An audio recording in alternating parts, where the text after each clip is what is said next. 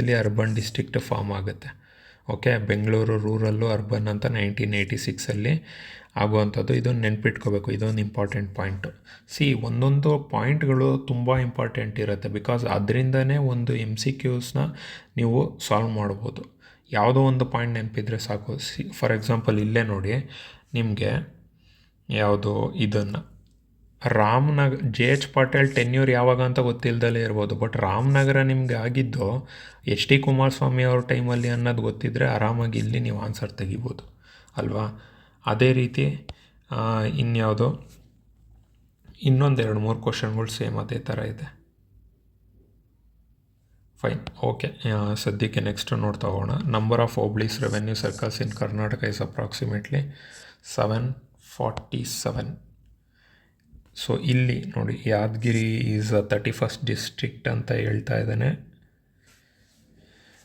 Actually carved out from Ballari ಅಂತಂದರೆ ಇದು 31st ಅಲ್ಲ, 30th ಡಿಸ್ಟ್ರಿಕ್ಟ್. ಓಕೆ, ಬಟ್ ಆಮೇಲೆ ಇನ್ನೊಂದು it is called out of Ballari ಅಂತ ಇದ್ದಾನೆ. ಆ್ಯಕ್ಚುಲಿ ಅದು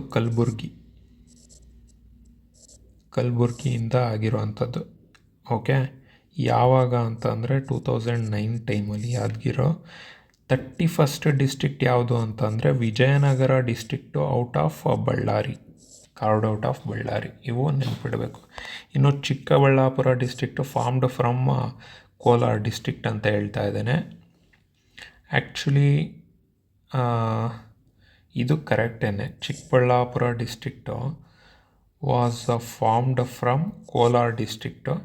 ಯಾವಾಗ ಅಂದರೆ 2007 ಆಯಿತಾ. ನಂತರ Ramanagara was created by dividing Mysuru district ಅಂತ ಇದೆ, ಬದಲಿಗೆ ಬೆಂಗಳೂರು ರೂರಲ್ಲು.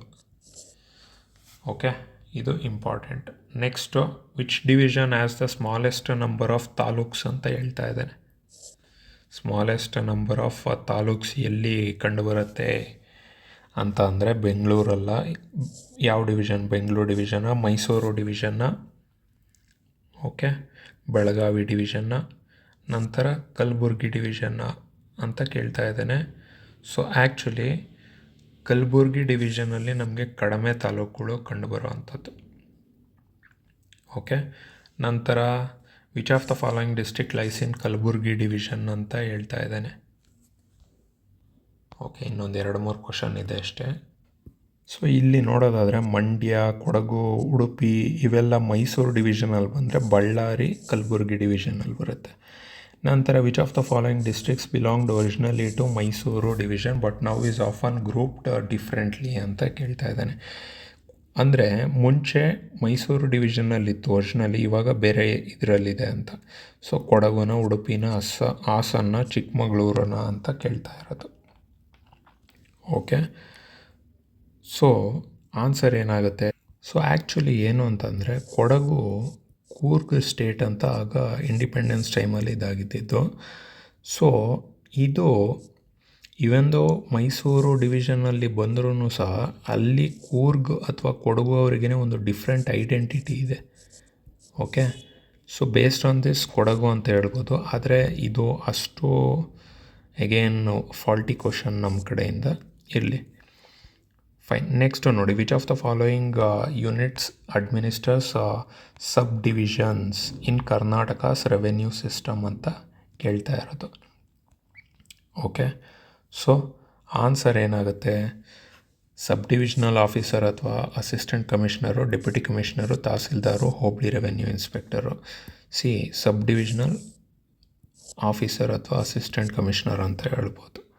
ಓಕೆ, ಇವರು ಏನಾಗ್ತಾರೆ, ರೆವೆನ್ಯೂ ಸಬ್ ಡಿವಿಷನ್ಸ್ ಏನಿರುತ್ತೆ ಇದರನ್ನು ಅಡ್ಮಿನಿಸ್ಟರ್ ಮಾಡೋವಂಥವ್ರಾಗಿರ್ತಾರೆ. ಇನ್ನು ಡೆಪ್ಯೂಟಿ ಕಮಿಷನರ್ಸ್ ಬಂದು ಎಂಟೈರ್ ಡಿಸ್ಟ್ರಿಕ್ಟಿಗೆ ಹೆಡ್ ಆಗಿರ್ತಾರೆ.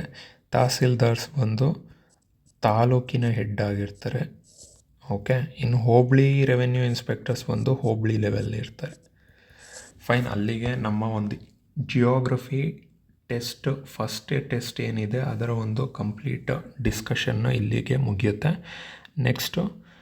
ನೆಕ್ಸ್ಟ್ ಅಪ್ಕಮಿಂಗ್ ಟೆಸ್ಟ್ ಡಿಸ್ಕಷನ್ನಲ್ಲಿ ಭೇಟಿಯಾಗೋಣ. ಅಲ್ಲಿವರೆಗೂ ಟೇಕ್ ಕೇರ್, ರಿವಿಷನ್ ಮಾಡ್ತಾಯಿರಿ, ಸಿಗೋಣ, ಬಾಯ್.